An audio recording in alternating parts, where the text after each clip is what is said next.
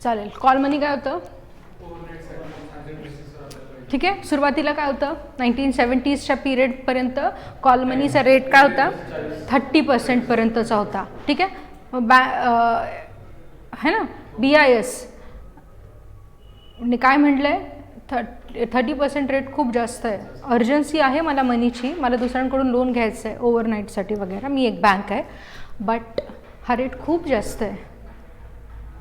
म्हणजे कुठेतरी ज्या व्यक्तीला अर्जंट बेसिसवर मनीची गरज आहे त्याच्यासाठी हा कुठेतरी एक्सप्लॉयटेशनचा भाग बनतो आहे. कारण त्याने लोन घेतलं त्याला 30% इंटरेस्ट द्यावं लागतं आहे थोड्याशा पिरियडसाठीच.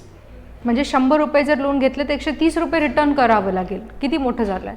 म्हणून हा कमी होत होता. अगोदर 1973मध्ये 15% केला, मग हळूहळू कमी करत करत करत रिसेंटली 8% आलं आहे. एवढी इन्फॉर्मेशन दिली होती. पुढच्या स्लाइड्समध्ये थोडंसं डिटेलमध्ये बघू. ट्रेजरी बिल्स काय होते? ट्रेजरी बिल्स हे एका टाईप ऑफ गव्हर्नमेंट सिक्युरिटी आहे, है ना. म्हणजे काय government treasury bills government bonds म्हणजे काय गव्हर्नमेंट ही सिक्युरिटी इश्यू करेल मार्केटमध्ये, लोकांकडून पैसा घेईल. ठीक आहे. काय काय होते 91 डेज 1 डेजची मॅच्युरिटीचा बिल्स असतील किंवा 182 डेजचे 364 डेजचे ट्रेजरी बिल्स असतील. ट्रेजरी बिल्स म्हणजे काय ह्याला टी बिल्ससुद्धा म्हणतात. टी बिल्स असं सुद्धा म्हणतात. हे 0 कुपॉन बॉन्ड्स असतात.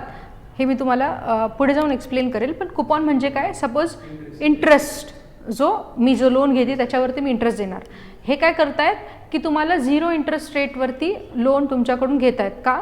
कारण ते तुम्हाला डिस्काउंटेड प्राईसवरच ऑफर देत आहेत. हे पुढे जाऊन व्यवस्थित एक्सप्लेन करेल. ठीक आहे. चालेल. रेडी फॉरवर्ड कॉन्ट्रॅक्ट एक्झॅक्टली काय आहे? रेपो मार्केटमध्येच डील करतायत. राईट. चालेल. मनी मार्केट म्युच्युअल फंड हे एक्सप्लेन केलं होतं. हे काय आहे ॲक्च्युली एक कॉम्बिनेशन आहे. एक मनी मार्केट प्लस हे लिक्विड फंड्स असं कॉम्बिनेशन लक्षात घ्या, है ना. मग हे मनी मार्केटमध्येच डील करतायत. पण म्युच्युअल फंडमध्ये जसं इन्व्हेस्ट केलं जातं की पोर्टफोलिओ आपण क्रिएट करतोय तसं हे लिक्विड असेट्सचं एक पोर्टफोलिओ क्रिएट करतील. आणि डील कशामध्ये करताय कुठल्या मार्केटमध्ये करताय तर मनी मार्केटमध्ये. ठीक आहे. पटतंय? चालेल. Interest rate स्वॅप्स. 2 व्यक्ती एकमेकांकडून लोन घेत आहे. मी आणि आदेश आहे असं समजायचं. राईट. आदेश म्हणला मॅडम मी तुम्हाला एका फिक्स्ड इंटरेस्ट रेटवर लोन देतो आहे. जेव्हा तुम्हाला माझ्याकडून लोन घ्यायचं आहे तेव्हा तुम्ही मला फ्लोटिंगवर द्या. एकाने फ्लोटिंगवर द्यायचं, दुसऱ्याने फिक्सवर द्यायचं. हे झालं आपण इंटरेस्ट रेट स्वॅप करतोय. ठीक आहे. हे जनरली आजकालमध्ये प्रॅक्टिस केलं जाते खूप जास्त इंटरेस्ट रेट स्वॅप्स. चालेल. पटते? पुन्हा एकदा एक्सप्लेन करू.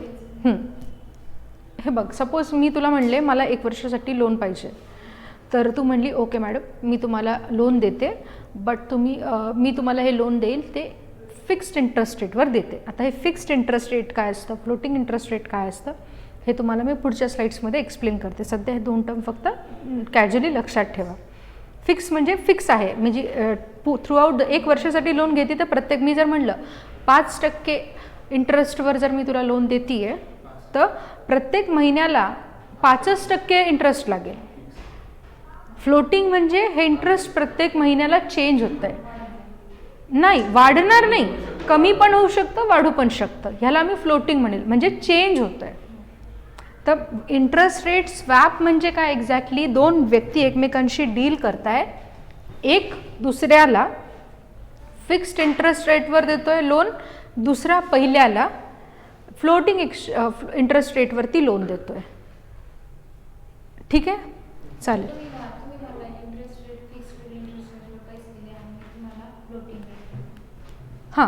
हां 2 लोक एकमेकांना लोन देतील.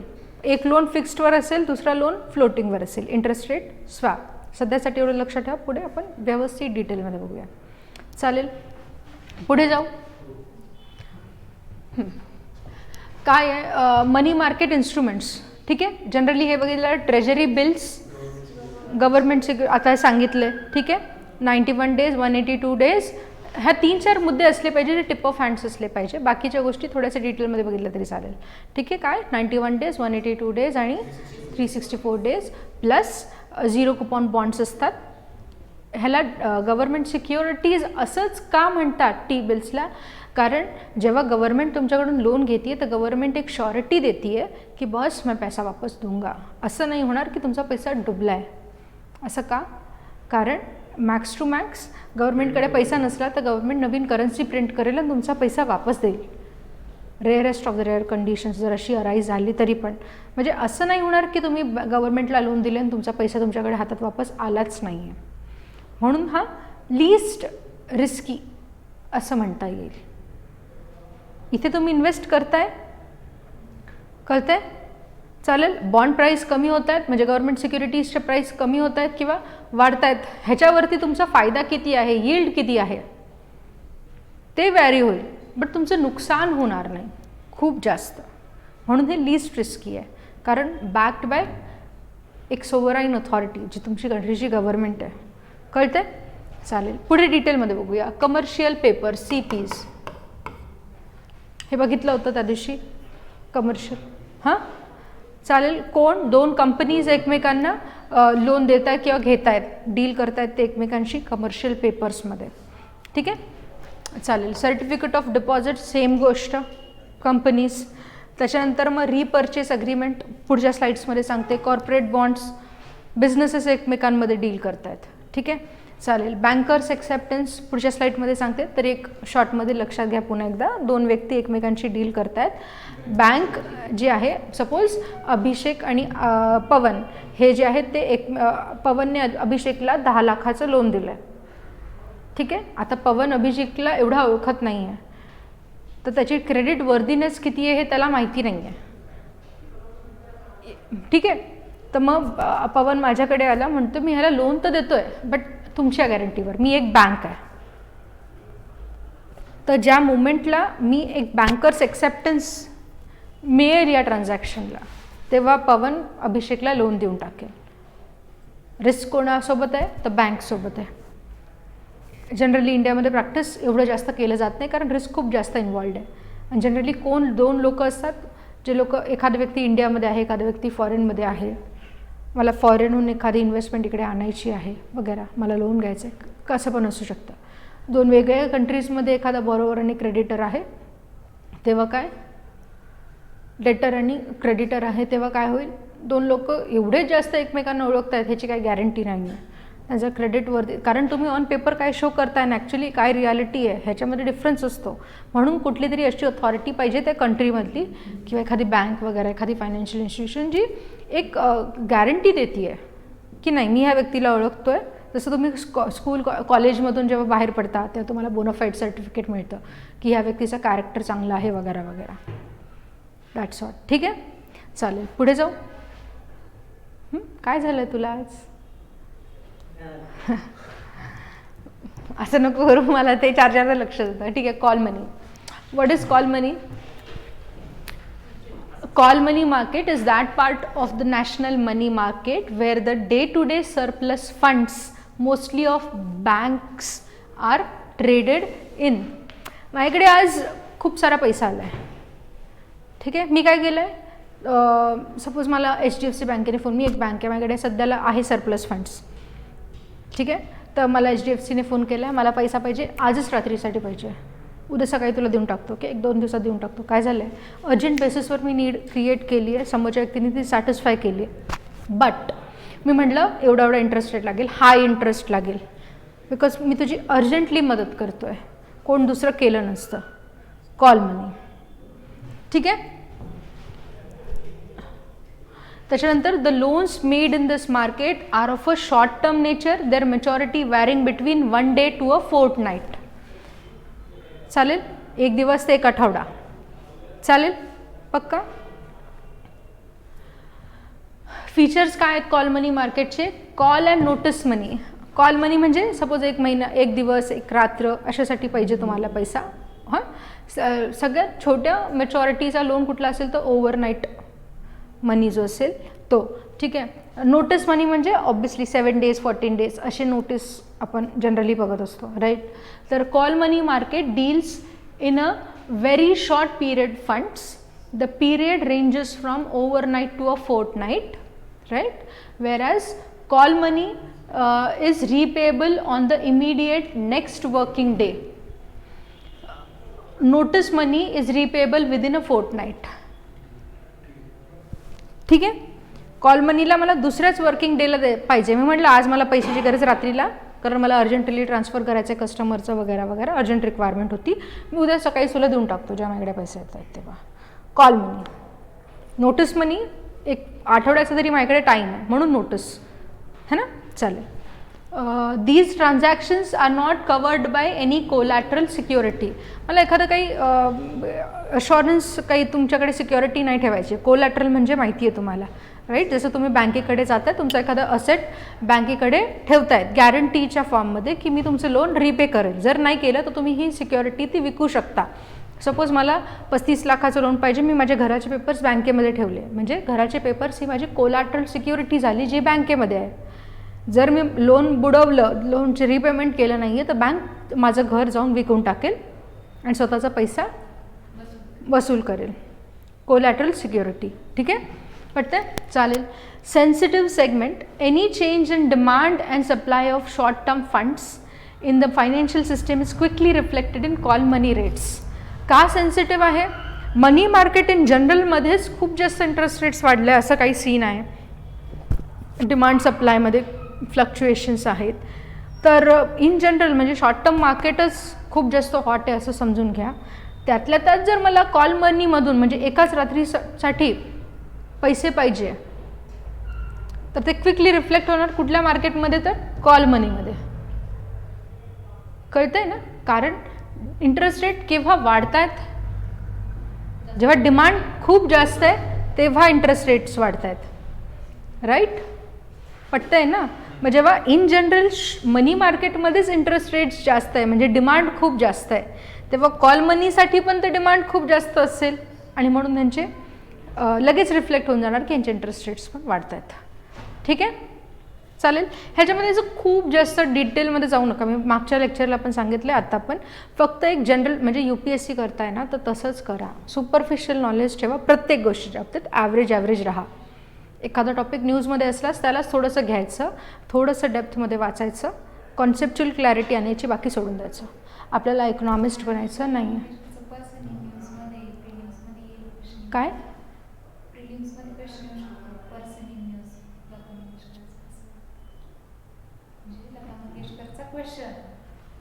आपण जे असं खूप जास्त न्यूजमध्ये असतं ना, म्हणजे हे बघितलं गेलं आहे, खूप जास्त काहीतरी न्यूजमध्ये असताना ते विचारतच नाही. आपल्याला असं वाटत असतं की विचारतात. बिलकुल नाही विचारत. विचारलं तर एखादं क्वेश्चन. मग असं नाही करायचं. स्ट्रॅटेजी ही नाहीच आहे. असं म्हणजे तुम्ही जर असं केलं आर्ट अँड कल्चरमध्ये, आता लता मंगेशकरची डेथ झाली आहे, ओके, आता मी आर्ट अँड कल्चरमध्ये म्युझिकवाला पार्ट कम्प्लिटली करून टाकते 100%. किती वेगवेगळे घराणे होते, काय होते, रट्टा मारला आणि नाहीच विचारलं म्युझिकमधून क्वेश्चन, डान्समधून विचारला, थिएटर आर्टमधून विचारला, तर काय करता, पेंटिंगमधून विचारला. मी तेच म्हणतेय, गरजेचं नाही आहे. त्याच्या आसपास पण काही आहे. मी तुम्हाला न्यूजपेपर वाचेल ना तेव्हा थोडंसं मुद्द्याला सोडून आणि त्याच्याशी रिलेटेड पण तो इमिजिएट मुद्दा सोडून कसा न्यूजपेपर वाचायचा आणि त्याला कसं उलगडायचं हे थोडंसं कला आणून घ्या स्वतःमध्ये. आणि ते पण प्रत्येक गोष्ट वाचा, पण सुपरफिशियल वाचा कि एवरेज नॉलेज आहे माझ्याकडे. क्योंकि ऐसा ही होता है कि वो लोग बहुत ज़्यादा इजी क्वेश्चन पूछते हैं या मॉडरेट लेवल के क्वेश्चन्स ही पूछते हैं, बट आपण ते फक्त वाचलेले नाही म्हणून आपल्याला ते येत नसतं. किंवा एक जनरल ॲटलीस्ट असं नाही होणार की क्वेश्चन बघितला की लगेच आन्सर आला, बट ॲटलीस्ट 2 ऑप्शन्स एलिमिनेट केले तर थोडंफार डोकं लावून राईट आन्सरवर येण्याचे चान्सेस खूप जास्त हाय होऊन जातात जेव्हा या वेमध्ये स्टडी केला तेव्हा. ठीक आहे, चालेल. म्हणून म्हणजे थोडंफार सुपरफिशियल वाचा, प्रत्येक सब्जेक्टमध्ये ॲव्हरेजेस परफॉर्म करा. ठीक आहे, ते आपली पहिले 4 नंतरचे बाकीचे 4 जे स्ट्रॅटेजी माहिती आहे ना, पहिले 4 स्ट्रॉंग ठेवा, त्याच्यानंतरचे 4 जे आहेत ते मॉडरेट किंवा ॲव्हरेज लेवलचे करा. सब्जेक्ट्स प्रिपेअर कसे करायचे. मी सांगितलं होतं 4 टॉपमोस्ट प्रायोरिटी ठेवा, की माझा suppose polity, economics, modern history आणि एन्व्हायरमेंट असे मी माझे फर्स्ट 4 ठेवले, की ह्याच्यातलं काहीही विचारते मी माझा 100% दिलं आहे. मला ॲटलिस्ट डिफिकल्ट लेवलचे, मॉडरेट लेवलचे क्वेश्चन्स मी सगळे करू शकते. 1-2 राहिले तर राहिले, बट मला माहिती आहे की मी माझा 100% दिलं आहे या सब्जेक्ट्सला. मग त्याच्यानंतर काही असे 2 असे सब्जेक्ट ठेवा जे मॉडरेट लेवलचे क्वेश्चन्स मी ॲड्रेस करू शकते. त्याच्यानंतरचे 2 सब्जेक्ट्स असे ठेवा जे मला एवढा काही इंटरेस्ट जनरेट नाही झाला बाबा स्टडीमध्ये थ्रूआउट, कारण आपण नाही करू शकत. मग मी ॲटलिस्ट त्याच्यामध्ये काही नाही तर ॲव्हरेज परफॉर्म करू शकते. थोडा 1-2 मॉडरेट आणि इझी लेवलचे सगळे क्वेश्चन्स मी त्या राहिलेले 2 सब्जेक्ट्समधून करू शकते. हे आठवतं आहे ना? चालेल, पुढे जाऊ. चालेल. कॉल रेट काही नाही, मनी मार्केटमध्ये ज्या इंटरेस्ट रेटवर तुम्ही डील करताय त्याला म्हणणार कॉल रेट. ठीक आहे, ह्याला मला नाही वाटत की एवढं. The rate of interest paid on call loans is called call rate. Call rate is highly variable from day to day obviously, often from hour to hour, right. का? कारण जेवढी जास्त डिमांड असेल तेवढे कॉल रेट्स जास्त राहते. ठीक आहे, it's very sensitive to changes in demand for supply. ठीक आहे, पुढे जाऊ. चालेल. Treasury bills, T bills. चालेल. The treasury bills are the instruments of short term borrowing by the central और स्टेट गव्हर्नमेंट अंडर डिस्काउंट. हा वर्ड लक्षात ठेवायचा. 0 कुपन बॉन्ड्स आहेत. ठीक आहे. For a specified period and promises to pay the specified amount to the bearer on the due date. Due date म्हणजे मॅच्युरिटीची date. बिअरर म्हणजे मी गव्हर्नमेंट सिक्युरिटीमध्ये इन्व्हेस्ट केला, माझ्या हातामध्ये सिक्युरिटी आहे, टी बिल माझ्या हातामध्ये आहे, तर मी बिअरर ऑफ द बॉन्ड झाले. ठीक आहे, हे टर्म्स लक्षात येत आहेत, शॉर्ट टर्ममध्ये आहे. ठीक आहे. First issued in India in 1970. The period does not exceed 1 year, कारण हा मनी मार्केटचा इन्स्ट्रुमेंट आहे शॉर्ट टर्म बॉरोइंगसाठी. चालेल. त्याच्यानंतर नो रिस्क. का नो रिस्क म्हणतात? कारण गव्हर्नमेंट बॅक करतं आहे, गव्हर्नमेंट त्याला सिक्युरिटी प्रोव्हाइड करतं आहे. Ideal source to government for short term requirement. Obviously गव्हर्नमेंटला थोड्यासा 1 महिन्यासाठी 2 महिन्यासाठी पैशाची गरज आहे. गव्हर्नमेंटने काय केलं? गव्हर्नमेंट सिक्युरिटी इश्यू केल्या, लोकांनी खरेदी केल्या, लोकांनी गव्हर्नमेंटला पैसा दिला आहे लोन म्हणून. पटतंय? चालेल. हाय मार्केटेबिलिटी. कारण काय हाय मार्केटेबिलिटीचं? कारण गव्हर्नमेंटची सिक्युरिटी आहे, काही रिस्कच इन्वॉल्ड नाही आहे, नो रिस्क आहे. तर कोण पण, मी जर आदेशकडे गेले, आदेश माझ्याकडे सध्या पैसे नाही आहेत, माझ्याकडे गव्हर्नमेंट सिक्युरिटी घे बरं का, लगेच घेऊन टाकेल, विचार नाही करणार. का? गव्हर्नमेंट सिक्युरिटी आहे. पटतंय? चालेल. म्हणजे त्याला नुकसान नाही होणार आहे खूप जास्त काही असं, आणि त्याची इन्व्हेस्टमेंट पण होती आहे. पटतंय? काही क्वेश्चन मार्क आहे?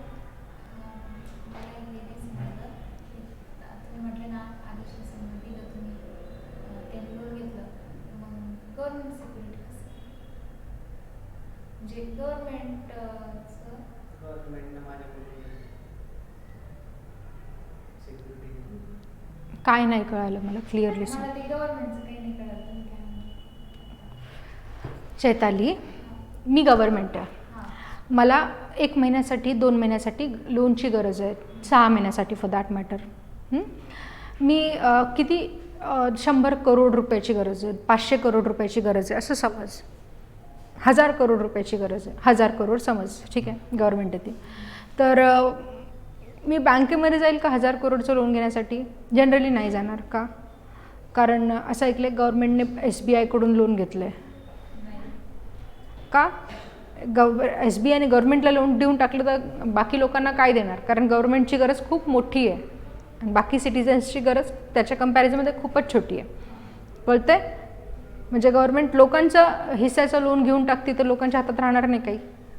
हा एक सिम्पल फंडा. मग गव्हर्नमेंटला जर लोन घ्यायचं तर गव्हर्नमेंट काय करणार? मनी मार्केटमध्ये येईल. मनी मार्केट एक असं मार्केट आहे जिकडे शॉर्ट टर्म असा एक सिक्युरिटीचा पेपर असेल, म्हणजे मी एक असं सिक्युरिटी क्रिएट केली, ह्याच्यावर लिहिलेलं आहे मला 1000 करोडचं लोन पाहिजे. जे लोक माझ्याकडून हा पेपर विकत घेतील, म्हणजे ही सिक्युरिटी विकत घेतील, ठीक आहे, ते लोकांनी ही घ्यायची आणि मला त्याच्या बदले, हा माझा असेट आहे, ह्याला मी बॅक करतोय की हा पेपर तुम्ही माझ्याकडून घ्या, त्याच्या बदले तुम्ही मला 1000 करोड द्या. कळतंय? आणि एकच व्यक्ती असेल का? तुझ्यासारखे असे हजारो लोक असतील, लाखो लोक असतील जे ह्याच्यामध्ये इन्व्हेस्ट करतील.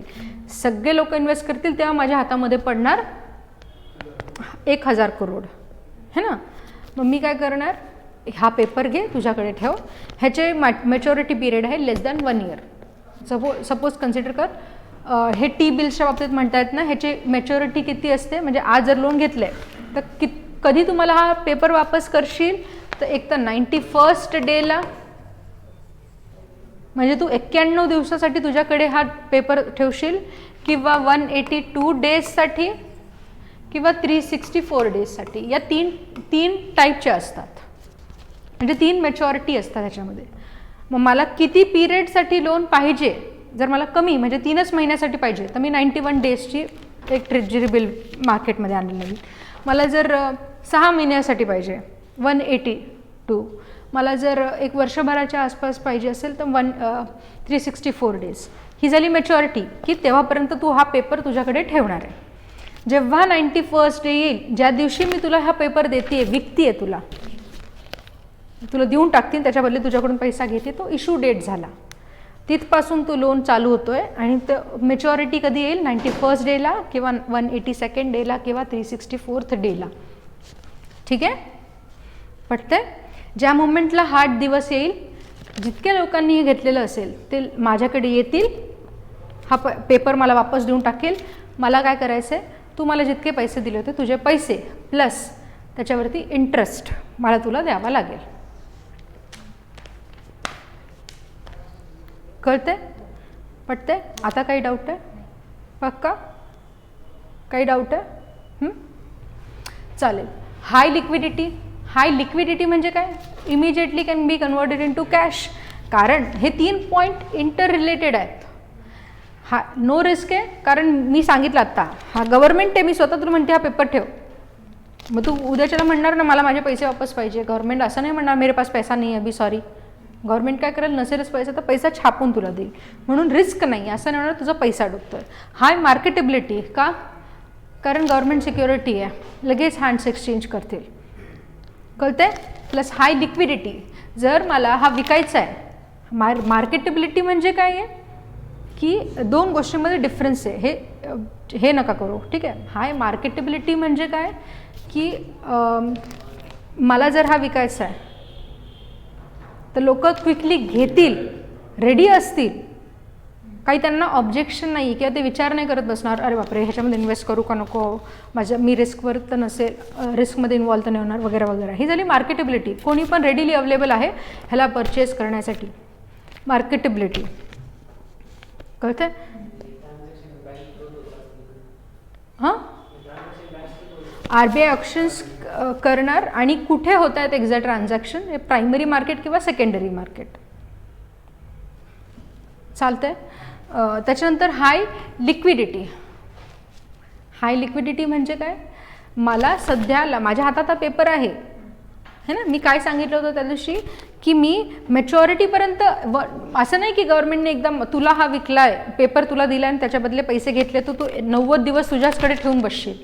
नाही, तुझ्याकडे तेव्हा पैसे होते, तू गव्हर्नमेंटला पैसा दिला आणि हा पेपर तुझ्याकडे ठेवला. अचानक तुला 30 दिवस झालेत गव्हर्नमेंटला पैसा देऊन, तुला 31व्या दिवशी पैशाची गरज असली, तू हा दुसरा कोणाला तरी विकणार आणि म्हणणार मला पैसे द्या. तर हे काय झालं, ज्या मोमेंटला तू हे दुसऱ्याला दिलं आणि लगेच तुला पैसा मिळाला.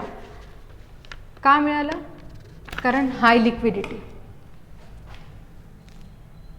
हा पेपर लगेचच कॅशमध्ये कन्वर्ट होतोय, म्हणून त्याची हाय लिक्विडिटी. कळतंय.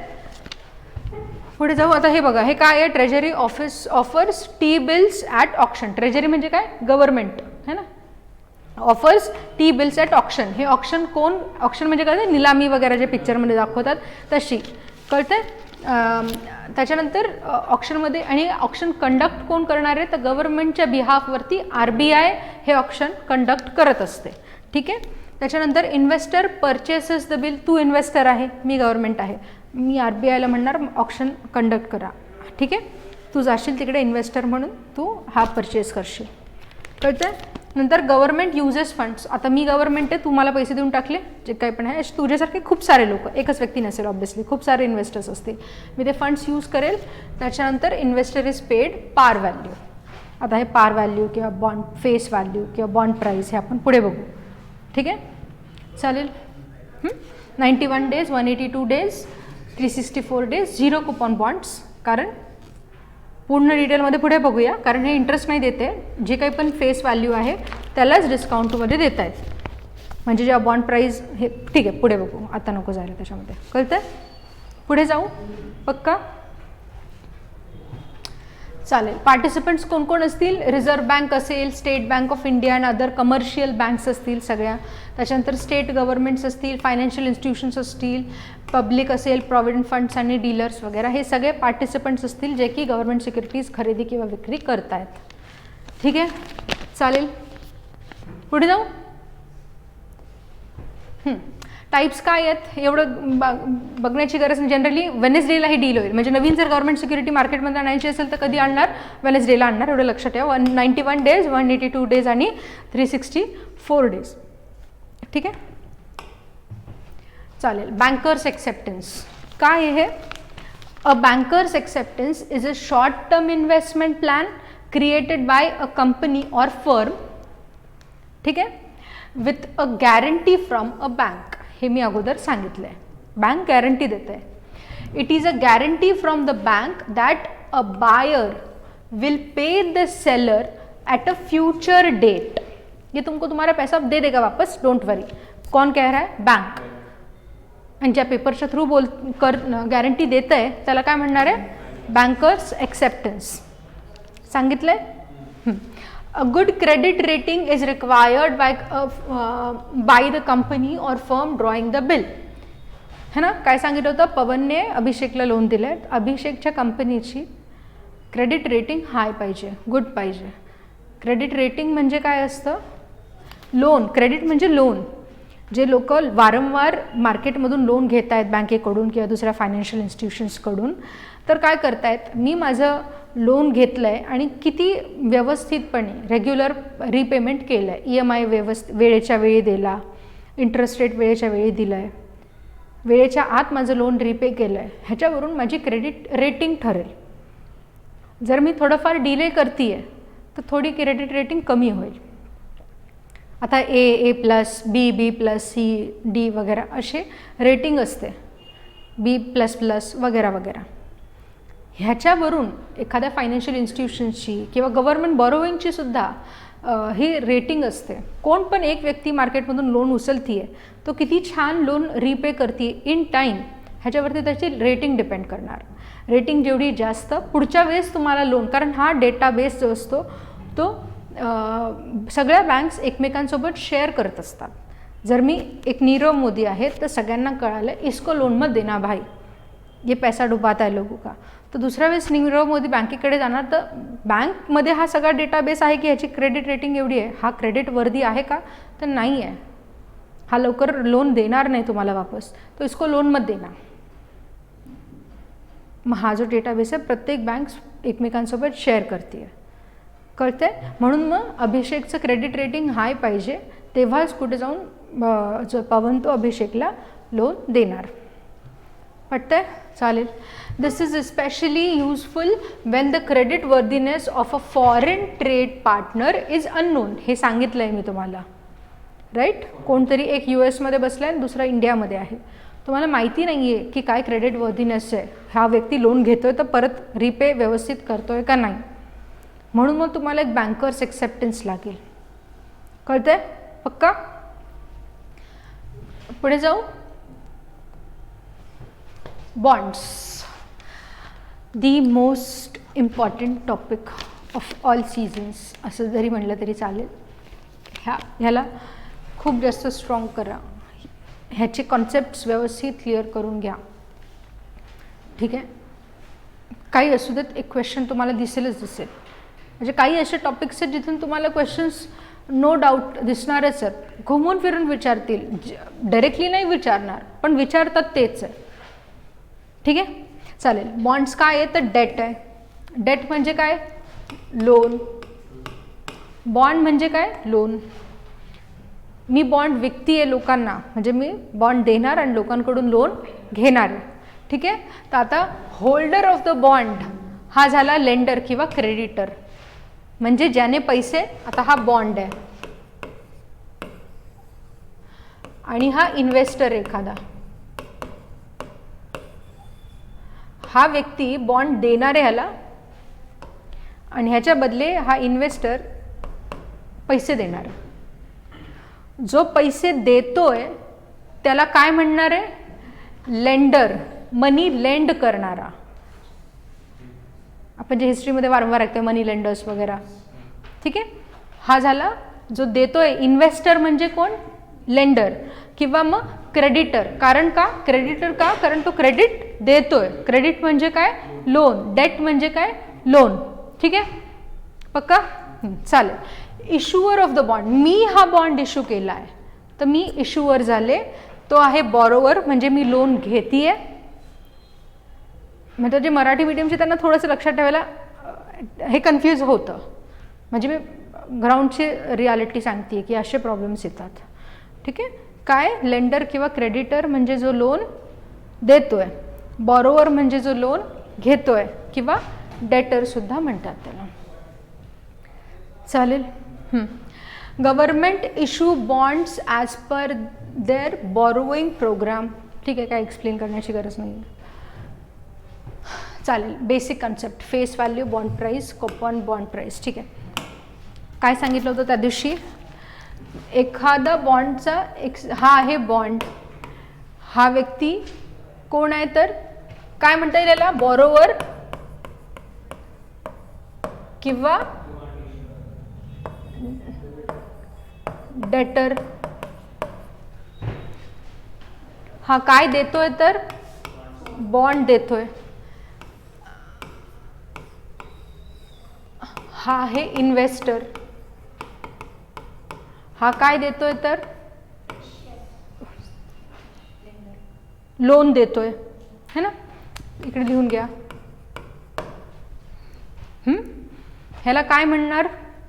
हा एकतर लेंडर असेल किंवा क्रेडिटर, दोन्ही पण एकच गोष्ट आहे. आता हा जेव्हा मी बॉन्डच्या बाबतीत मी बोलतीये तेव्हा मी 3-4 टर्म्सच्या बाबतीत बोलेल. पहिली असेल फेस व्हॅल्यू किंवा पार व्हॅल्यू. दुसरी कुठली असेल गोष्ट? कुपॉन. फक्त कुपॉन. किंवा काय म्हणणार ह्याला? Interest rate.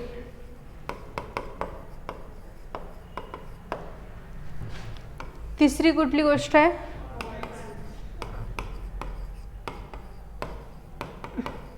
Bond price. आणखी एक कुठली गोष्ट आहे?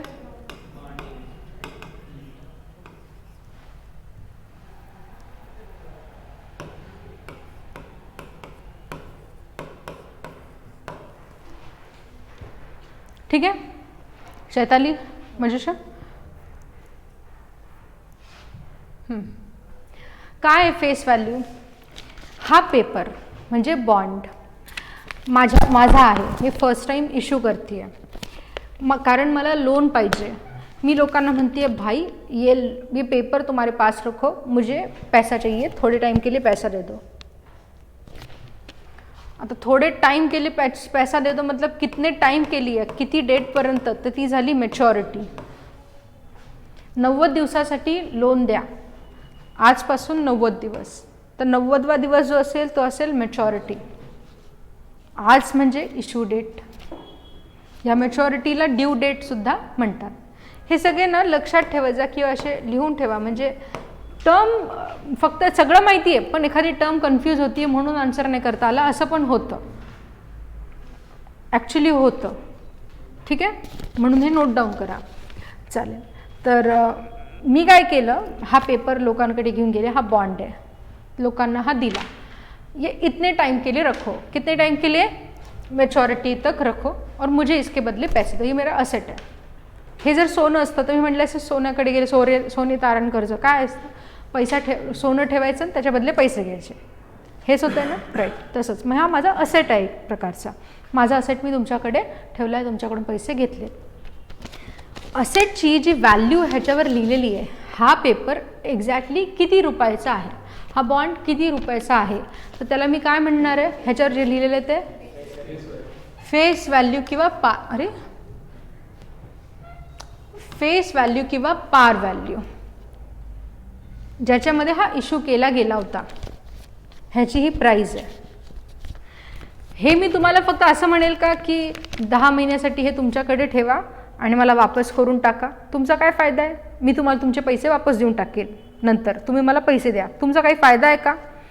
त्याच्यापेक्षा तुम्ही तुमच्या घरात पैसे ठेवून घ्या. मग तुमचा फायदा कधी असेल जेव्हा मी तुम्हाला एक इंटरेस्ट देते महिन्याच्या महिन्याला किंवा मॅच्युरिटीला, डिपेंड करतं मी काय म्हणते तुम्हाला. त्या इंटरेस्टला मी काय म्हणणार आहे? कुपॉन. ह्याच्यासोबत ह्या फेस व्हॅल्यूसोबत एक कुपॉन असेल, मी मेन्शन केलेलं असेल, ह्या कुपॉनवरती मी हा अटॅच केलेला आहे. टी बिल्स 0 कुपॉन बॉन्ड्स आहेत, त्याच्यावर इंटरेस्ट नाही देत. पुढे एक्सप्लेन करेल डिस्काउंट कसं करतात. कुठली पण व्यक्ती बॉन्ड मार्केटमध्ये आल्यानंतर हा असाच्या असा स्वतःकडे जेवढी काही पण मॅच्युरिटी डेटपर्यंत ठेवत नाही, स्वतःकडे असं ठेवून नाही घेत की घेतल्या लॉकरमध्ये जाऊन ठेवलं आहे.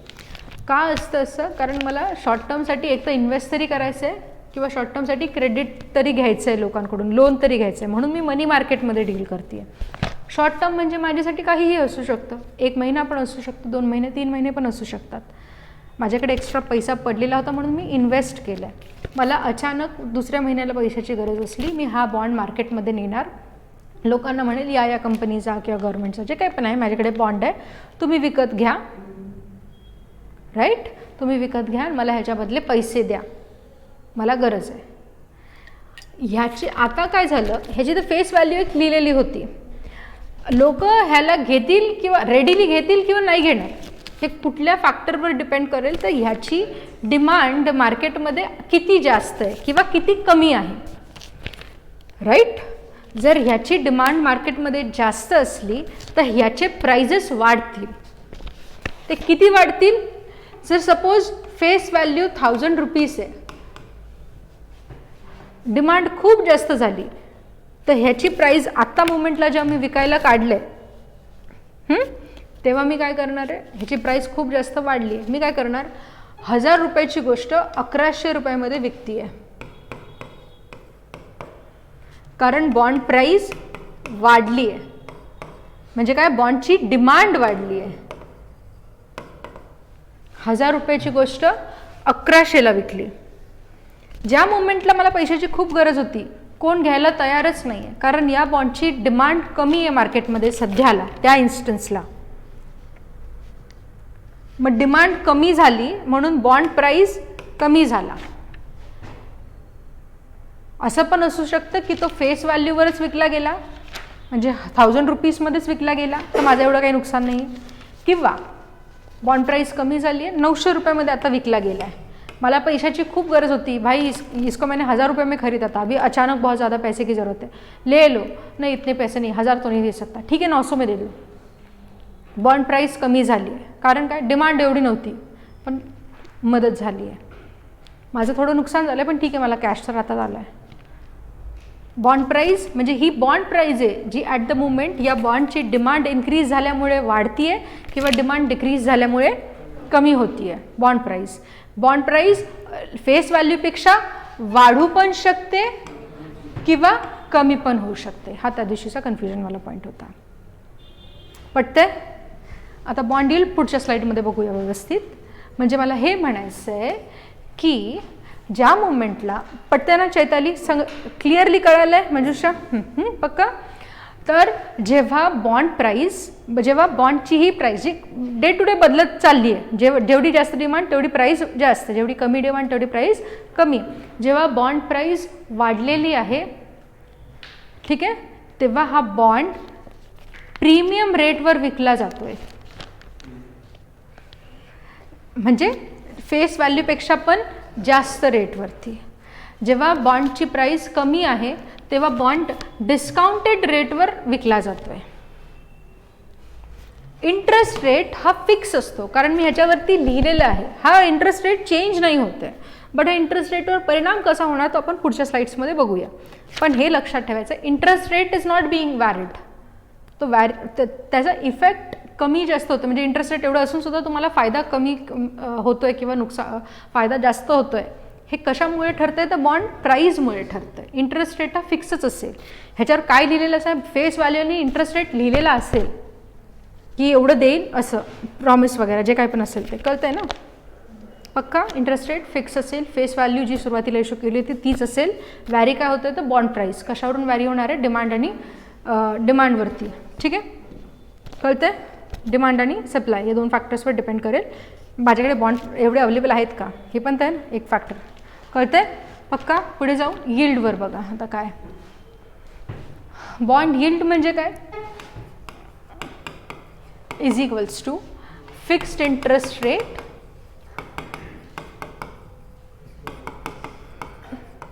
Divided by bond price. आता हे थोडंसं नाही, खूपच जास्त लक्ष देऊन ऐका, कारण इथे ह्या गोष्ट हा मुद्दा कळाला ना इट विल म्हणजे पूर्ण चॅप्टरमध्ये मी म्हणते सगळ्यात जास्त हेच इम्पॉर्टंट आहे. हा मुद्दा समजायला थोडासा किचकट आहे, लोकांना खूपदा वाचून पण कळत नाही, म्हणून सांगते. थोडंसं म्हणजे जे काही पण डोक्यात किरकोळ चालू असेल बॅकग्राऊंडमध्ये, गाणे वाणे काही पण आणखीन, ते सगळं बंद करा. 2 मिनटासाठी पॉज करून टाका. इकडे या. यील्ड, एक व्यक्ती दुसऱ्याला लोन देतोय. जो लोन देतोय तो लेंडर आहे किंवा इन्व्हेस्टर आहे किंवा क्रेडिटर आहे. आपण या 3 टर्म्सपैकी सध्या इन्व्हेस्टर या शब्दाकडे शब्द वापरूया, म्हणजे क्लिअर आयडिया असते की मी इन्व्हेस्ट केलं आहे. मी इन्व्हेस्ट केलं आहे. यील्ड वाढला किंवा यील्ड कमी झाला ह्याचा इम्पॅक्ट 2 व्यक्तींना होणार आहे. एक इन्व्हेस्टरला आणि दुसरा डेटरला, म्हणजे जो लोन घेतोय बॉरोवरला किंवा ज्याच्या कंपनीमध्ये किंवा ज्याच्या बॉन्ड्समध्ये मी इन्व्हेस्ट केलं आहे तो व्यक्ती. कळतंय. ठीक आहे. जर बॉन्ड यील्ड वाढलेला असेल तर नुकसान ह्या व्यक्तीला होईल आणि फायदा ह्या व्यक्तीला होईल. यील्ड म्हणजे मी कोणाच्या पर्स्पेक्टिव्हने बोलते तर इन्व्हेस्टरच्या पर्स्पेक्टिव्हने बोलते, असं जनरली लक्षात ठेवा. बॉन्ड यील्ड वाढला आहे म्हणजे ज्या व्यक्तीने इन्व्हेस्ट केलं आहे त्याला फायदा आहे, म्हणजे क्रेडिटरला फायदा आहे,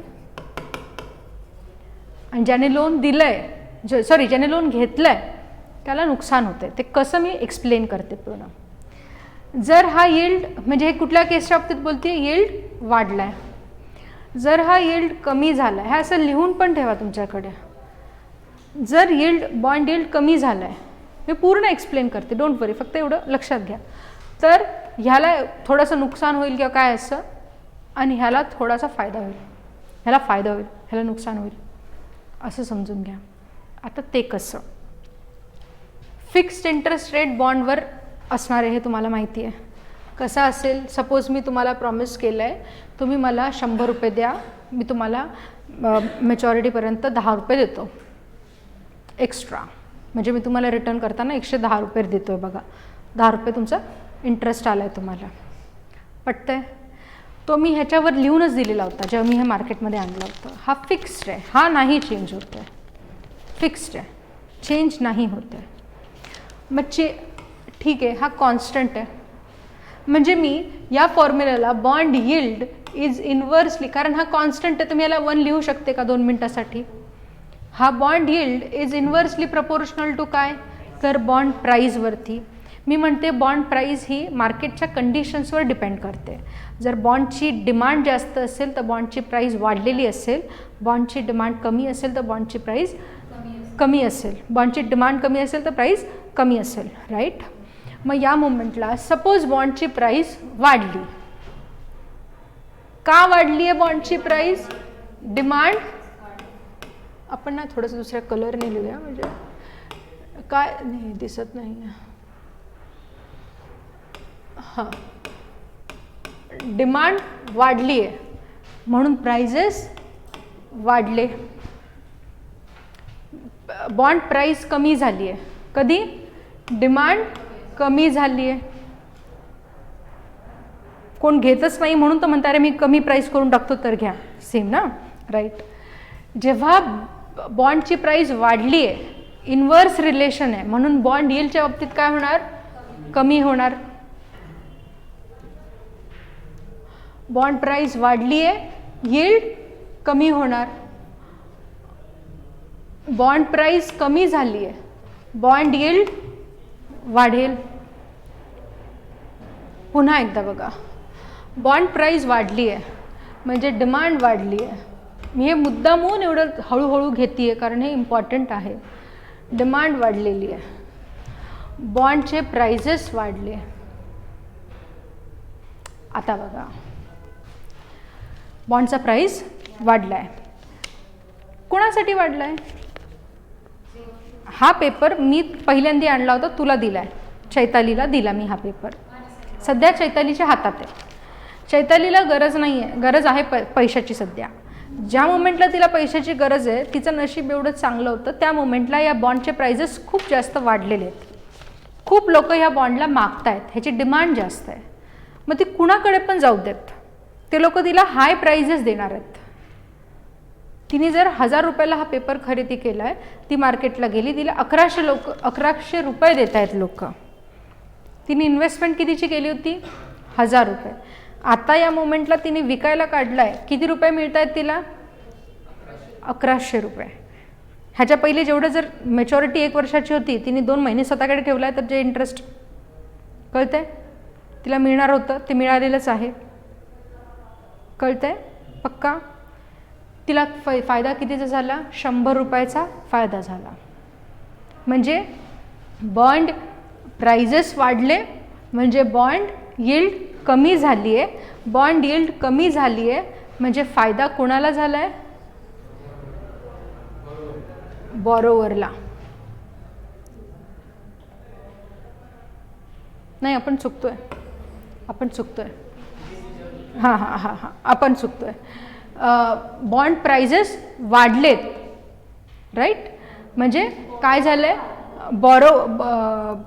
इन्व्हेस्टर जो असेल, ज्याने पैसे दिले होते, राईट, आता चैतालीला फायदा होणार आहे. म्हणजे मला इकडे बॉन्ड यील्ड कमी झाला आहे म्हणजे मला फायदा झाला आहे, मी इन्व्हेस्टर आहे.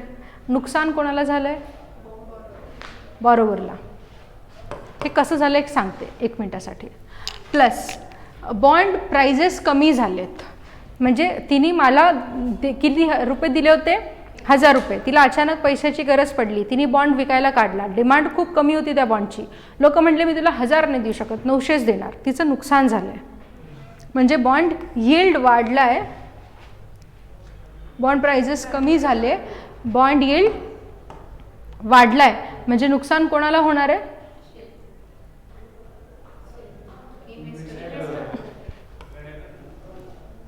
पटतंय? हे मी उलटं लिहिलं होतं. पक्का? पक्का? पक्का? कोणाच्या पर्स्पेक्टिव्हने बघता? आता हे बघा, सॉरी, हे असंच ॲक्च्युली असं होतं म्हणून. ठीक आहे, चालेल. पुन्हा बघा, एक मुद्दा ह्याच्यामध्ये काय लक्षात ठेवायचा माहिती आहे का, की सपोज मी 1000 रुपये घेतलेत, 1000 रुपयामध्ये मी 10% इंटरेस्ट सांगितला आहे. तर मी काय म्हणते आहे, मॅच्युरिटीपर्यंत तुम्हाला ह्याचे किती रुपये मिळणार होते? 1100 रुपये. आता असं झालं की बॉन्ड प्राइस हा वाढलेला आहे, ही फेस व्हॅल्यू आहे.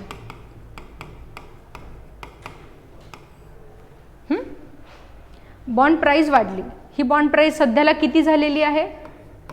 1100 रुपये झाली असं समजा.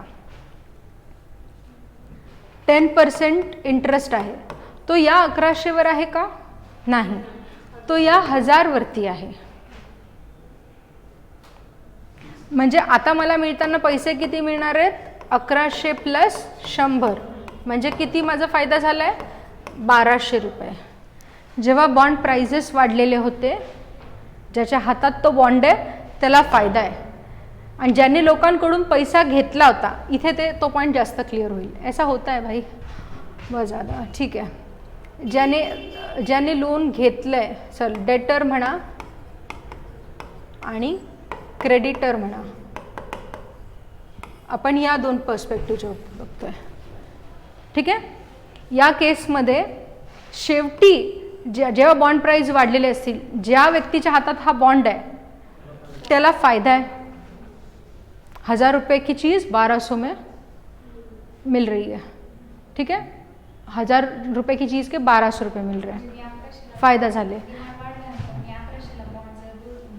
मला 1 सेकंड एवढं पूर्ण करू दे, कारण मी परत हे होऊन नाही नाही इट्स ओके. ठीक आहे, म्हणजे मी क्रेडिटर आहे, मी अगोदर लोन दिलेलं होतं है ना, मला फायदा झाला आहे पक्का बॉन्ड प्राइस वाढल्यामुळे. ठीक आहे. नुकसान कोणाला होतंय? डेटरला. का होतंय? 1000 रुपयेच मी तुमच्याकडून घेतले होते, पण आता देताना वापस किती द्यावे लागत आहेत? 1200 रुपये. नुकसान कोणाला होतंय? ज्याने लोन घेतलंय. ठीक आहे. आता बॉन्ड प्राइस कमी झालेत, म्हणजे किती झाले कमी? 1000 रुपये की चीज़ सपोज 900 रुपये में मिल रही है. 900 रुपये हे असं लिहून घ्या प्लीज, म्हणजे माझ्यासारखं होणार. ते कधी पण होऊ शकतं. ठीक आहे. तर 10%च इंटरेस्ट रेट असणार आहे, कारण तो फिक्स्ड आहे. चालेल. मग आता मी हे 10% कशावर अप्लाय करते? तर फेस व्हॅल्यूवरती. म्हणजे मला इंटरेस्ट किती मिळणार आहे? 100 रुपयेच मिळणार आहे. इंटरेस्टमध्ये काहीच चेंजेस होणार नाही आहेत. बॉन्डची प्राईस किती होती? तर 900. म्हणजे आता मला किती रुपयामध्ये हा लोन? 100 म्हणजे किती? 1000 रुपये. म्हणजे ज्या व्यक्तीने लोन घेतलं होतं त्याने 1000 रुपयेच लोकांकडून घेतले होते आणि वापस देताना 1000च रुपये, म्हणजे त्याचा फायदा झाला. त्याला असं काही वेगवेगळं इंटरेस्ट नाही द्यावं लागलं या केसमध्ये. म्हणजे इंटरेस्ट तर आहे ॲक्च्युली, पण त्याचा इफेक्ट नलिफाय झाला आहे, कारण बॉन्डची प्राईस कमी झाली आहे. पटतंय? पक्का? म्हणून ह्याचा विन विन सिच्युएशन. नुकसान कोणाला होणार आहे? कारण एवढं सगळं भानगड करून 1000 रुपये दिले आणि 1000 रुपये वापस आले, काही असा फायदा तर झालाच नाही आहे. लोन देणं कोणाला तरी आपण का देतोय लोन? कारण आपण इंटरेस्ट कमवायचं असतं आपल्याला. इथे इंटरेस्ट दिसतोय पण त्याचा फायदा तसा काही झाला नाही आहे. इम्पॅक्ट नलिफाय झाला आहे, कारण बॉन्ड्सचे प्राइजेस कमी झालेत. एक्झॅक्टली. पटतंय? पक्का? Bond yield. मग आता मला याच्यामध्ये जर आणखीन एक स्लाइड जर टाकायची तर मी काय म्हणणार? Bond yield is inversely proportional to bond prices. Interest rates तर फिक्स्डच आहेत. तर आता बँक्स सपोज लोन देतीये, लोन घेतीये लोकांकडून है ना. तर लोन मी घेतलं आहे खूप जास्त आणि त्याच्या बदले मला खूप जास्त पैसा रिटर्न द्यावा लागतोय, तर मला नुकसान होतंय. आणि खूप जास्त मी लोन घेतलं आहे एक पर्टिक्युलर अमाऊंटमध्ये आणि मला कमी पैसा देऊन किंवा ऑलमोस्ट तेवढाच पैसा देऊन तो लोन माझा कम्प्लिटली रिपे झाला, तर माझा फायदा आहे. ठीक आहे. ही एक गोष्ट अशी आहे बॉन्ड यील्ड की इकॉनॉमीमध्ये ग्रोथला डिनोट करते किंवा इकॉनॉमीमध्ये इकॉनॉमीची म्हणजे स्टेट कशी आहे, इकॉनॉमी कसं परफॉर्म करते आहे हे डिनोट करण्यासाठी तुम्ही बॉन्ड यील्डचा एक कर्व एस्टॅब्लिश करणार आणि बघणार हा कर्व स्टीप आहे म्हणजे इकॉनॉमिक ग्रोथ फास्ट आहे, हा जर कर्व मॉडरेट आहे म्हणजे मॉडरेट इकॉनॉमिक ग्रोथ आहे, असं तुम्ही जजमेंट घेणार इकॉनॉमीचं. आणि कर्व कसा फॉर्म करणार किंवा एक ग्राफिकल रिप्रेझेंटेशन कसं असेल, तर सपोज मी 4-5 बॉन्ड्स 2 बॉन्ड्स असे कंपेअर केले. एक ए कंपनीचा बॉन्ड आहे, बी कंपनीचा बॉन्ड आहे, डिफरन्स किती आहे दोघांमध्ये ह्याला म्हणणार मी स्प्रेड. हे आपण पुढच्या स्लाइड्समध्ये बघूया की वेळेच्या अकॉर्डिंग या बॉन्डचे प्राइजेस कसे वाढत आहेत कसे कमी होत आहेत. कळतंय? पक्का? पुन्हा मागच्या स्लाइड्समध्ये बघा. बॉन्ड प्राइजेस वाढले म्हणजे ज्याने लोन दिले त्याला फायदा झाला आहे. हो ना भाऊ? मैं एक कन्फ्यूज आत्मा, तुम डबल कन्फ्यूज आत्मा. बॉन्ड प्राइजेस म्हणून माझ्यासोबत एक म्हणजे हा टॉपिक थोडासा किचकट आहे म्हणजे, ठीक आहे, कारण हे वाढणं कमी होणं वगैरे हे अशा फॉर्ममध्ये जर लिहिलेलं असेल ना तर थोडंसं इझी जातं. म्हणून म्हणते तुम्ही असं नोट डाऊन करून ठेवत जा आणि याच फॉर्म्समध्ये लिहा. जर तुम्ही लिहत बसले कुठतरी तर ते चारदा जरी वाचलं तरी लक्षात राहणार नाही. ठीक आहे. बॉन्ड प्राइजेस कमी झाले तर ज्याने लोन घेतलं आहे त्याला फायदा होतो आहे. पक्का. आता पुढे बघा.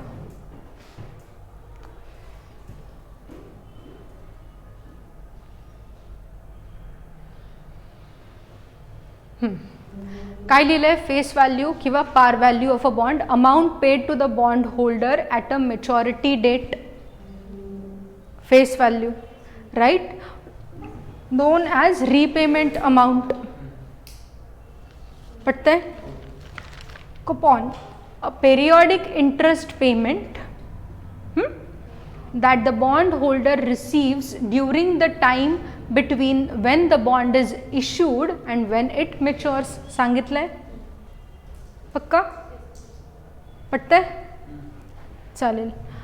bond price is directly proportional to bonds demand आणि vice versa. डिमांड वाढली बॉन्ड प्राइस वाढेल, डिमांड कमी झाली बॉन्ड प्राइस कमी होईल.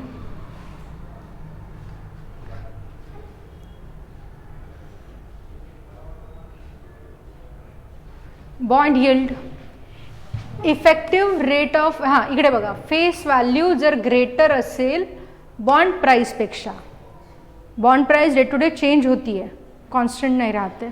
फेस व्हॅल्यू एक अशी गोष्ट जी कॉन्स्टंट है ना. तर फेस व्हॅल्यू जर मोठी असेल बॉन्ड प्राइसपेक्षा तर bond trading at discount, right. Face value less than bond price म्हणजे बॉन्ड प्राइस जास्त आहे तर बॉन्ड ट्रेडिंग ॲट प्रीमियम सांगितलं आहे. Bond yield, effective rate of returns that a bond earns. Bond yield is equals to interest rate fixed on bonds into bond price into 100%च्या फॉर्ममध्ये. ठीक आहे. फॅक्टर्स डिसाइडिंग बॉन्ड यील्ड, असे काय factors असतील जे बॉन्ड यील्ड डिसाइड करतील? तर assured return with good credit rating,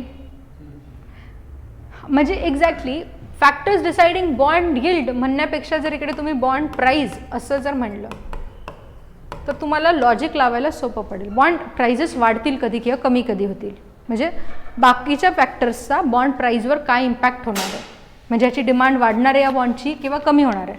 हे बघा, assured return with good credit rating. मी जर म्हटलं गव्हर्नमेंट बॉन्ड आहे म्हणजे मला माहिती आहे अशोर्ड रिटर्न है, ऐसा नहीं होगा कि मेरा पैसा डूबेगा तो मैं जल्दी ले लूँगी, म्हणजे डिमांड जास्त असेल याची. Plus good credit rating, credit worthiness जास्त आहे. इन जनरल कंपनीजची जर क्रेडिट रेटिंग जास्त असेल तर हा बॉन्ड लवकर विकला जाईल. गव्हर्नमेंट असेल तर तो प्रश्नच येत नाही. म्हणून बॉन्ड डिमांडमध्ये असेल आणि म्हणून त्याचे प्राइजेस पण जास्त असतील. पटतंय? पक्का. बँकरप्सी रूमर, असं झालं की एखादी व्यक्ती ज्याने हा बॉन्ड इश्यू केला आहे ती व्यक्ती बँकरप्ट झाली, नीरव मोदी झाली, तर काय झालं किंवा कळतंय काय होतं आहे? डिमांड कमी होऊन जाईल, लोगों को लेना ही नहीं है क्योंकि इसके तो रेट्स, क्योंकि मुझे नहीं चाहिए, हा व्यक्ती वापस पैसे देणार नाही आहे कारण मला हा मॅच्युरिटी पण होल्ड करायचा आहे, मी त्याच्याकडे घेऊन जाणार, तो म्हणे मेरे पास पैसा नाही, मी डुबून जाईल, मी इन्व्हेस्ट नाही करणार ह्या गोष्टीमध्ये. म्हणून बॉन्डची डिमांड कमी झाली आणि बॉन्डची प्राइस कमी झाली, म्हणजे बॉन्ड यील्ड काय होईल आता? वाढेल. बॉन्ड यील्ड या केसमध्ये बॉन्डची प्राइस वाढली होती म्हणून बॉन्ड यील्ड काय होईल? कमी होईल, कारण इन्व्हर्स रिलेशन आहे. पक्का. आता बघा, क्रेडिट रेटिंग डाउन झाली है. सपोज रिलायंस, असं झालं की रिलायंस वाले ने अभी नेट बहुत ज़्यादा महंगा कर दिया, हमको नहीं चाहिए, हमको इन्वेस्ट नहीं करना है रिलायन्स में, Reliance is trying to establish monopoly किंवा असं काहीतरी. लोकांचं रिलायन्सवरून फेथ जो होता तो कमी होत गेला आणि असं झालं की रिलायन्सकडे आता पैसेच नाही, रिलायन्सचा बिझनेस नाही चालत आहे. मग काय झालं? त्याने लोन घेतलं होतं एखाद्या कंपनीकडून, लोन तो रिपे व्यवस्थित नाही करू शकला. रिलायन्सची युज्युअल जी क्रेडिट रेटिंग हाय होती म्हणून लोकांनी इन्व्हेस्ट केलं होतं. क्रेडिट रेटिंग कमी झाली, लोक इन्व्हेस्ट नाही करणार किंवा लोक डिमांड नाही करणार रिलायन्सचे बॉन्ड्स, आणि म्हणून रिलायंसच्या बॉन्ड्सची प्राइस कमी झाली, क्योंकि कोई ले ही नहीं रहा है तो इसलिए वो कम प्राइस में बेच रहा है, इसलिए बॉन्ड प्राइस कमी झाली, आणि कमी झाली म्हणजे बॉन्डचा यील्ड वाढलाय. कळते? चालेल. प्रिवेलिंग इंटरेस्ट रेट्स, आता हा मुद्दा ना मी डेलिबरेटली ठेवते आहे, पुढे मी तुम्हाला व्यवस्थित इंटरेस्ट रेट शिकवणार आहे, ह्याच्यावरून तुम्हाला मुद्दा व्यवस्थित कळेल. मी आत्ता एक्सप्लेन नाही करत, टॉपिकला काहीच बोलत नाही ह्याच्या बाबतीत, ठीक आहे. मी हे कम्प्लिटली एक्सप्लेन करणार आहे. इन्फ्लेशन एक्सपेक्टेशन्स, पुढे जाऊन इन्फ्लेशन वाढणार आहे म्हणजे काय होणार आहे, बॉन्डची प्राइस कळते, पुढे जाऊन वाढणार आहे बॉन्डची प्राइस. मी आज का डिमांड करू, पुढे जाऊन डिमांड करेल की कळते ना. गोल्ड विकताना कसं करता तुम्ही, जेव्हा प्राइसेस वाढलेले असतील तेव्हा गोल्ड विकता, आणि जेव्हा कमी झालेले असतील तेव्हा खरेदी करता. कळते ना. बॉन्डच्या बाबतीत पण तेच. म्हणून मग इन्फ्लेशनच्या एक्सपेक्टेशन्सच्या अकॉर्डिंग या पर्टिक्युलर बॉन्डची प्राइसेस वाढलेली असतील किंवा कमी झालेली असतील, आणि त्याच्या अकॉर्डिंग मी माझं डिसिजन घेईल की मला डिमांड करायचं आहे किंवा नाही करायचं आहे, आणि त्याच्या अकॉर्डिंग यील्ड व्हॅरी होईल. पटते? पक्का? चालेल. चान्सेस ऑफ बीइंग रीपेड, जर मला हाय चान्सेस आहेत की ह्याच्यावरती मला वापस माझा पैसा मिळणार आहे जो मी इन्व्हेस्ट केला आहे, तर मला प्राइजेस जास्त मिळतील. जर चान्स कमी असेल तर मला प्राइजेस कमी मिळतील. मी बॉन्ड प्राइसच्या बाबतीत बोलले, इन टर्न मी बॉन्ड यील्डच्या बाबतीत बोलले. पटतंय? चालेल. ह्याच्यामध्ये मी जसं कन्फ्यूज केलं तसं तुम्ही कन्फ्यूज होऊ नका, असं ग्राफिकल फॉर्ममध्ये ठेवा म्हणजे लक्षात राहील काय बोलताय. ठीक आहे. बॉन्ड यील्ड कर्व, ठीक आहे. Most accurately reflects what in, अरे यार क्या हो रही है, हां, most accurately reflects what investors think about current आणि फ्युचर इकॉनॉमिक ग्रोथ प्रॉस्पेक्ट्स. चालेल. Speculation, a graphical representation of a कर्वच्या बाबतीत बोलत आहे. A graphical representation of yields of bonds with an equal credit rating, A++, B+++ वगैरे असं काहीतरी equal credit रेटिंगवाले बॉन्ड्स मी एकत्र करेल, त्यांचं परफॉर्मन्स बघेल, त्यांचं बॉन्ड यील्ड काय असे डॉट्स क्रिएट करेल आणि त्यांना कनेक्ट करेल, एक ग्राफ क्रिएट करेल. पुढच्या स्लाईडमध्ये बघूया. चालेल. त्यांची इक्वल क्रेडिट रेटिंग असेल ओव्हर डिफरंट टाईम हॉरिझॉन्स, की हा बॉन्ड 1 वर्षामध्ये कसा परफॉर्म करतो, 2 वर्षामध्ये वगैरे वगैरे, की 6 महिन्यासाठी, 4 महिन्यासाठी. पटतंय? चालेल. इफ नॉर्मल, जर हा बॉन्ड यील्ड नॉर्मल असेल कर्व, तर अपवर्ड स्लोपिंग दाखवतोय, म्हणजे अपवर्ड स्लोपिंग कळतं ना. अपवर्ड स्लोपिंग हा जो आहे, सांगा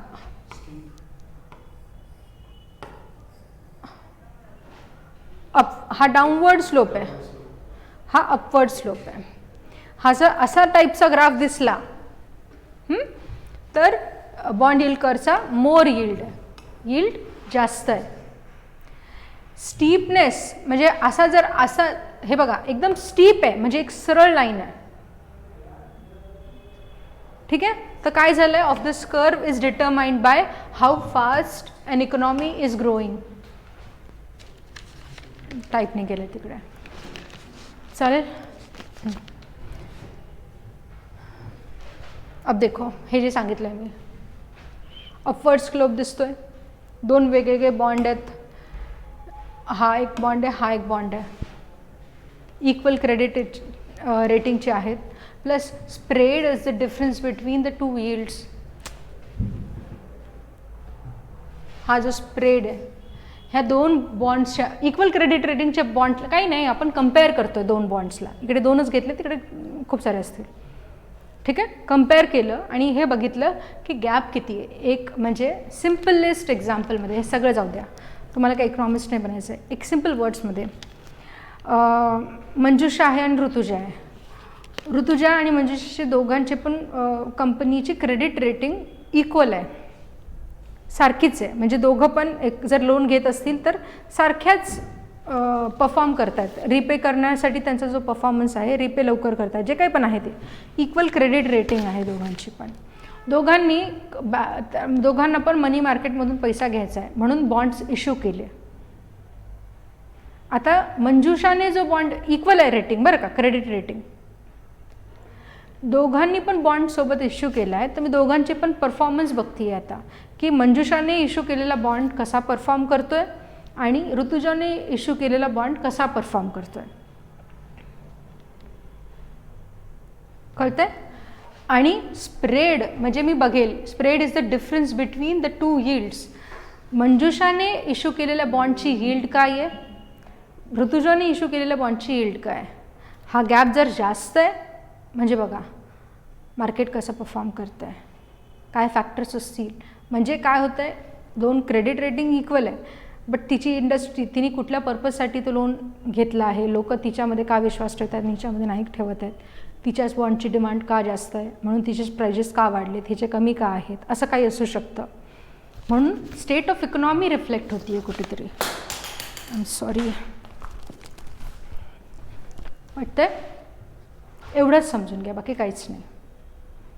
म्हणजे मला ह्यांच्या रिस्पेक्टिव्ह बॉन्ड्सच्या यील्डवरून in general state of economy लक्षात येते आहे, एवढंच लक्षात ठेवा. आणि हा एक टर्म लक्षात ठेवा, एवढं जास्त डेप्थमध्ये जाण्याची गरज नाही आहे. फक्त बॉन्ड यील्ड आणि इंटरेस्ट रेट वगैरे त्याचा कसे इंटररिलेटेड आहे, कसं आपल्याला इंटरेस्ट रेट इन जनरल जे लोन तुम्हाला कार लोन, हाऊसिंग लोनसाठी कसं वॅरी करता येईल, लॉंग टर्म, शॉर्ट टर्म, हे आपण पुढच्या स्लाईड्समध्ये बघूया. चालेल. ह्याच्या पुढचा टॉपिक आहे मॉनिटरी पॉलिसी कमिटी. मला असं वाटलं होतं की आज आपलं कंप्लीट होईल, पण नाही झालं आहे. बट स्टील उद्या आपण मोस्टली कंप्लीट करून टाकू हा टॉपिक. उद्या नका मिस करू, खूप इम्पॉर्टंट आहे, मिस नका करू. ठीक आहे, चालेल, स्टॉप करूया. काही डाऊट आहे?